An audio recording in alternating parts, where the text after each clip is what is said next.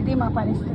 ఎప్పుడైనా సరే ఇలాంటి ఈవెంట్స్ కి వచ్చేటప్పుడు నేను చేసేటువంటి పని అయితే లాస్ట్ వరకు ఉన్నాము అంటే బయటకి రావడం అనేది చాలా ఇబ్బంది అయిపోతుంది. కాబట్టి లాస్ట్ కల్లా బయటకు వచ్చేస్తే కొంచెమైనా మనకి ఎస్కేప్ రూట్ దొరుకుతుంది. మా కారులో మేము కాపాడిన ప్రాణంలో ఇదిగో మిస్టర్ మహేష్ ఉన్నాడు. మిమ్మల్ని మేము ఇవాళ కాపాడామో లేదు. కాపాడకపోతే ఇదే లాస్ట్ ప్రీ రిలీజ్ అయింది నా లైఫ్ లో.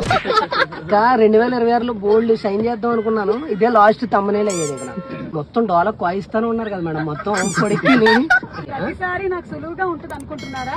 ప్రతి ప్రీ రిలీజ్ ఈవెంట్ స్టేజ్ మీద హ్యాండిల్ చేయడం అనేది ఒక ఎత్తు అయితే క్లైమాక్స్ ఇంటికి వెళ్తామా రసవత్తరంగా ఉంటుంది. ఇంటికి వెళ్ళడం ఫోన్ చేస్తాను ఎవరికి ఫోన్ చేస్తున్నారు? మా ఊడికి. మహేష్ నీ అనుభవం ఏంటి మహేష్? చాలా బాగుందండి. మాధవపూర్ వచ్చే మైండ్ స్పేస్ కాడికి వచ్చా బావా. మీరు ఉన్నారు కదా, బతిగా ఉన్నారా? బతికొండి వచ్చాడు బావా. నేను చెప్పేది ఏంటంటే ఎవరైనా సరే ఫంక్షన్స్ కి వస్తున్నారు అంటే ముఖ్యంగా ఆడపిల్లలు మీరు మాత్రం మీ ఎస్కేప్ రూట్ ఎగ్జిట్ రూట్ ఎప్పుడు ప్లాన్ చేసుకునే రండి. ఎందుకంటే ఆ టైంలో మొత్తం అందరూ వచ్చేస్తూ ఉంటారు. So you have to be very very careful. Last వరకు మాత్రం దయచేసి ఉండకండి ప్లీజ్. లాస్ట్ వరకు ఉంటే మనం ఉన్నాం.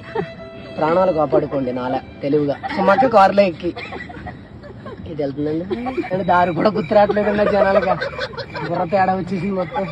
ప్రభాస్ గారు డార్లింగ్ అదిగో ఆయన్ని ఫాలో అవుతూ మళ్ళీ బైకుల మీద.